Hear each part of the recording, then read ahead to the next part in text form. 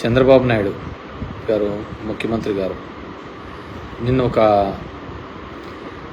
వాళ్ళ మంచి ప్రభుత్వం అనే కార్యక్రమంలో భాగంగా వాళ్ళ 100 days సెలబ్రేషన్స్లో భాగంగా నిన్న ఒక ప్రోగ్రాం పెడుతూ కొన్ని కామెంట్స్ జగన్మోహన్ రెడ్డి గారి మీద చేయడం జరిగింది. సో దాంట్లో మామూలుగానే ప్రతిసారి ఆయన చేస్తూ ఉండడము,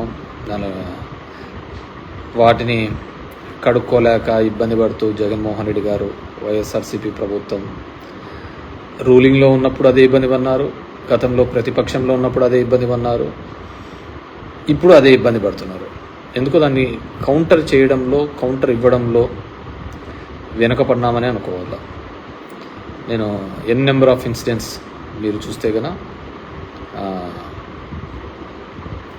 ప్రతిపక్షంలో ఉన్నప్పుడు ఎన్నో నిందలు, ఎన్నో ఇది 1,00,000 కోట్లు అన్నారు, ఇంకోటి అన్నారు, అదని అన్నారు.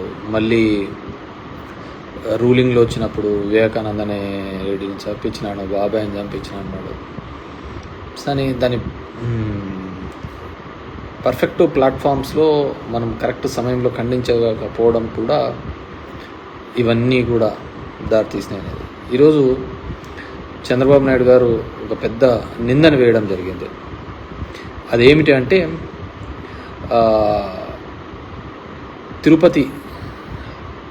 తిరుమల దేవస్థాన పరిధిలో ఉన్న వెంకటేశ్వర స్వామి కలియుగ వైకుంఠం వెంకటేశ్వర స్వామి సన్నిధిలో తయారవుతున్నట్టే ప్రసాదము మాంసపు కొవ్వు ఉత్పత్తుల నుంచి వచ్చిన నూనె ద్వారా దాంట్లో కలుపుతున్నారు అనేది ఆయన మోపిన అభియోగం, చిరస్థాయిగా మోపినారు అనేది ఆయన మోపిన అభియోగం.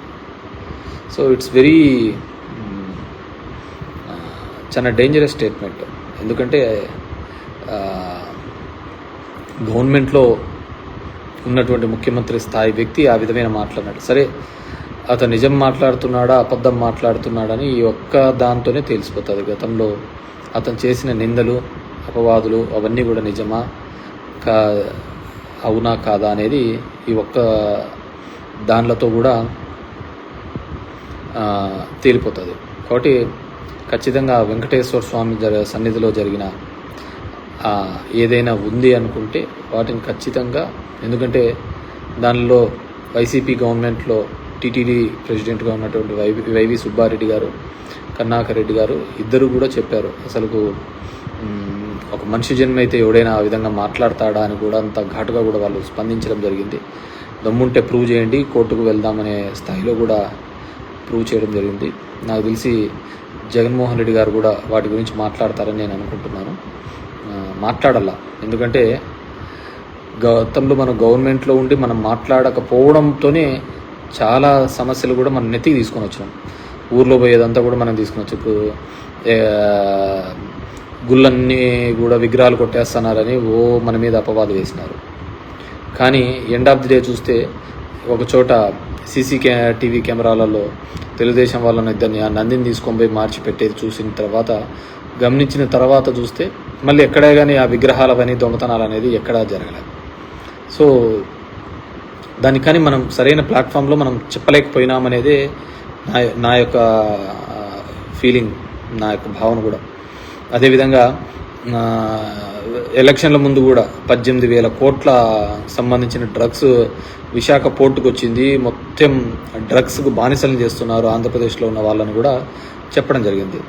ఇప్పుడు వాళ్ళ గవర్నమెంటే ఉంది, కింద వాళ్ళదే పైన వాళ్ళదే, అన్నీ వాళ్ళ గవర్నమెంట్లే. మరి ఎక్కడైనా ప్రూవ్ చేసినారా? చేయలే. అవన్నీ కూడా కేవలం కట్టుకథలు, అన్ని అబద్ధాల మీదనే మొత్తం కూడా ప్రయాణం సాగించడం జరిగింది. సో డెఫినెట్గా వాటిని ఖండించాల్సిన అవసరము, ఆవశ్యకత ఉంది. గతంలో కూడా ఇదే విధంగా జగన్మోహన్ రెడ్డి గారు గుళ్ళని పగలగొడుతున్నాడు అని చెప్పేసి మన లీడర్ మీద కూడా చేయడం జరిగింది. ఆయన మళ్ళీ క్రిస్టియానిటీ గురించి కూడా చంద్రబాబు నాయుడు మాట్లాడడం జరిగింది. సో ఇన్ని సందర్భాలు ఉన్నప్పుడు ఖచ్చితంగా చంద్రబాబు నాయుడు గారు ఈ మాటతో ఎప్పుడు అంటుంటాడు, వెంకటేశ్వర స్వామి నన్ను కాపాడినాడు అని చెప్పేసి అలిపిరి ఇన్సిడెంట్ తర్వాత. సో ఈ మాట గన అబద్ధమైతే ఖచ్చితంగా ఎవరైతే ఇలాంటి నిందలు వేశారో వాళ్ళు చిరస్థాయిగా ఖచ్చితంగా ఆ వెంకటేశ్వర స్వామి యొక్క కోపానికి ఖచ్చితంగా బలి అవుతారు. అదేవిధంగా అది నిజంగా ఏంటే గన యువతల వారు కూడా అదేవిధంగా, ఎందుకంటే మనకందరికీ అది it's sentiment, Venkateswara Swamy sentiment. North ఇండియన్స్లో బాలాజీ అని పిలుస్తుంటారు. మనం అందరం కూడా వాటి గురించి మనం మాట్లాడుకుంటూనే ఉంటాం అనమాట. సో డెఫినెట్గా అది జగన్మోహన్ రెడ్డి గారి స్థాయి నుంచి కూడా ఖండిస్తారనుకుంటున్నాము. ఇప్పటికీ వైవి సుబ్బారెడ్డి అన్న కానీ అదేవిధంగా కరుణాకర్ రెడ్డి గారు కూడా ఛాలెంజ్ చేసినారు, ఎవరైతే టీటీడీ ప్రెసిడెంట్. అండ్ దీనికి సంబంధించి టీటీడీ ఈఓ శ్యామరావు గారు కూడా ముందుకు వచ్చి చెప్తే ఇంకా బాగుంటుందని నేను అనుకుంటున్నాను. సో డెఫినెట్గా వాళ్ళు ముందుకు వస్తారని చెప్పేసి నేను భావిస్తున్నాను. ఎందుకంటే బతుకంతా కూడా వైసీపీ పార్టీది, పాపం జగన్మోహన్ రెడ్డిది నిందలు భరించడమే సరిపోయింది తప్ప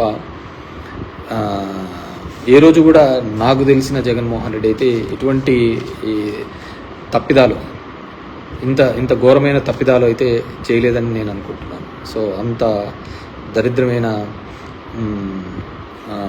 కామెంట్స్ చంద్రబాబు నాయుడు చేసినారు. ఒకవేళ ఆయనకు ముఖ్యమంత్రి స్థాయిలో కామెంట్ చేసినారంటే ఆయనకు ఏదో ఇన్పుట్స్ ఉంటాయి. సో ఆ కామెంట్ చేశాడు అంటే ఖచ్చితంగా ఆయన ప్రూవ్ చేయాల్సిన బాధ్యత ఆయన మీద ఉంది.